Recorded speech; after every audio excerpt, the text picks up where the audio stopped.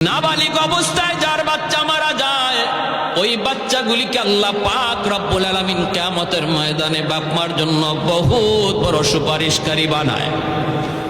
বাচ্চাগুলি আল্লাহর কাছে ডাক দেয়া কয়, মালিক, ও মালিক, তুমি আমারে দুনিয়াতে পাঠাইছো, পাঠানোর সময় আমার মা কত কষ্ট করছেন, জান বের হয়ে যায় অবস্থা।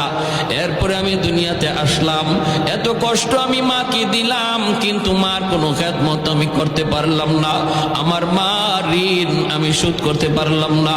আল্লাহ, আজ যদি তুমি আমাকে জান্নাতে দিতে চাও, আমার মা বাবা সারা জান্নাতে যাইবো না, হয় আমারে বাপ মার সাথে জাহান্নামে দিয়ে দাও, হয় আমাকে আমার বাপ মার সাথে জাহান্নামে দিয়ে দাও।